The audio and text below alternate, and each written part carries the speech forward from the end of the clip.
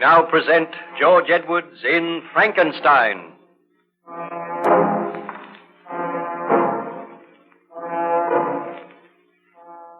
Baron Frankenstein related his experiences to Captain Walton, the master of the Voyager, a vessel which was bound on a journey in polar exploration. While the Voyager was icebound, Captain Walton spent much time with Baron Frankenstein, who was gradually recovering his health.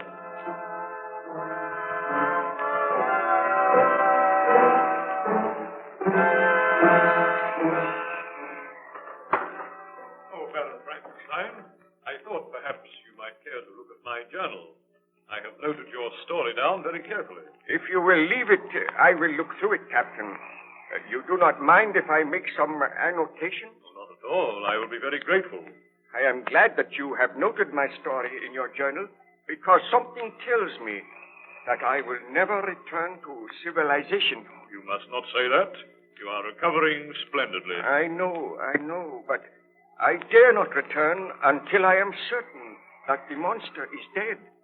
We know that he is somewhere out there in the white wastes, waiting to wreak his foul vengeance on some defenseless human being. You will pardon my contradicting you, Baron, but we do not know that.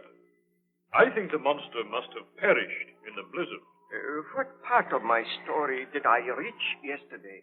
You were telling of your conversation with the monster. You met him after he had murdered the peasant, and he threatened to kill your wife unless you created a mate for him.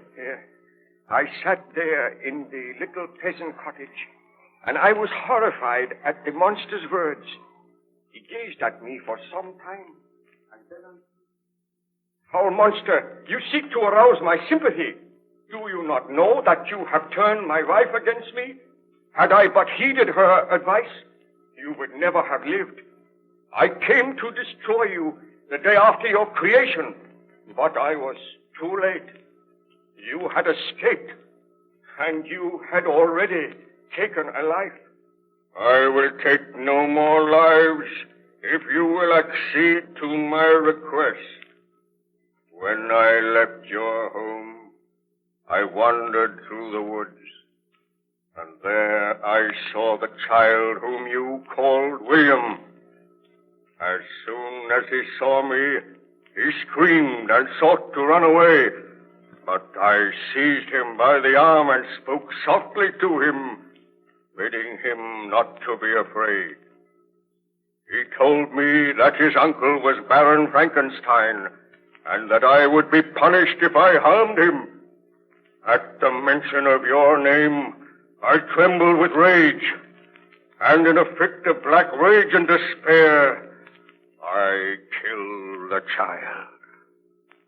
Just as I shall kill all of your family unless you create for me a mate. I cannot bring myself to do such a thing. You are hideous and horrible. Were I to create another like you, I might unleash another horror on the world. My companion must be as deformed and horrible as myself. One from whom everyone will shrink, and who will turn to me for comfort. But I cannot do it. You must do it, or I will work against you so that you shall curse the very day that you were born, so that you will curse those whose hands created me. I do curse them now. I seek to reason with you.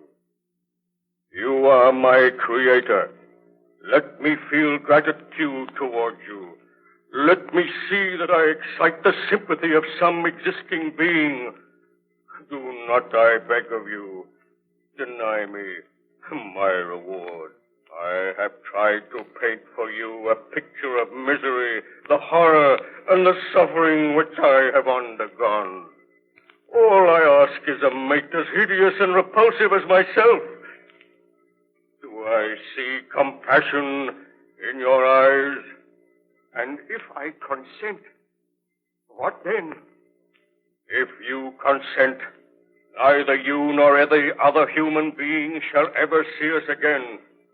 I will take my mate and go to the vast and frozen wastes of the north. Your body is deformed, and your mind is deformed. I have learned that I cannot control the mind of any creature which I create. If I create a mate for you, she will also have the desire to kill, to inflict misery on others. Oh, I dare not do it. If you refuse, I swear that all you know and love shall die as others have died. I will haunt this earth, the enemy of mankind, who are my enemies. So be it. I must consent to your demand on your solemn oath that you will take your mate into exile so that none will ever see you again. Do you swear to that? I swear by the sun and by the blue sky of heaven and by the fire of the love that burns in my heart that if you grant my prayer, you will never behold me again. Depart to your home and commence your labors. I shall watch your progress with anxiety. And mark this well, when you are ready, when your labors are complete, I shall appear. And if you fail me, you know the penalty. Farewell, Frankenstein. I trust that soon we shall meet again, and that the meeting shall bring an end. But, Baron Frankenstein, surely you did not accede to the monster's request? Well, after he had left the little cottage, I sat and I thought for a long time. I realized that he was a vile and horrible creature, and that he had demanded that I should create just such another creature. And my heart was heavy. With dragging footsteps, I returned home, where I found my wife and my friend Ernst Clerval awaiting me. As soon as I entered, Elizabeth.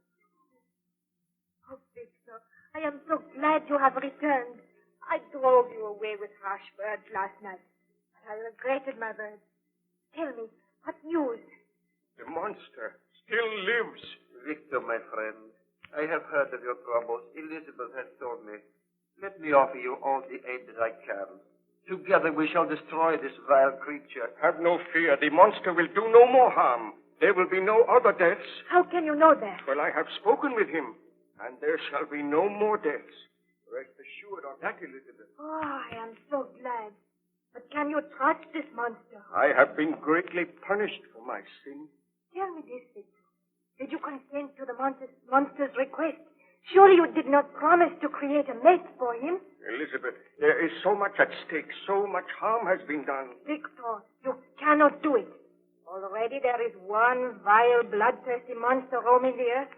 Dare you create another? Oh, give me time to think, please. Oh, Elizabeth, he is upset. Leave him alone with me now, and I will talk with him. Oh, I am thoughtless. Poor Victor has been out all night. He needs refreshment. I will see that a meal is prepared for you, Victor. Oh, I thank you, Elizabeth. Remain here with Ernst, and we shall talk of the matter later. Victor, my poor friend, my heart is heavy for you. What can I do to help you? Oh, help me, Ernst. I must grant the monster's demand. I tried to kill him. My shot wounded him, but he did not die. And before I could fire again, he took the gun from me. Did you promise to create a mate for him? I did, but my work shall not be done here. I will travel to some lonely island, and there I will have to study again for many months. And there I will create a mate for the monster, which I created. You must not do it, Victor. I must do it. Oh, having created one such hideous monstrosity is a sin for which you have paid heavily. Do not create another. If I do not, your life is in danger. Elizabeth's life is in danger. I must do as the monster says. So be it. I shall accompany you, and I will help you with your work. Oh, you are kind, my friend. A friend of mine has a cottage on a little island in the Orkneys.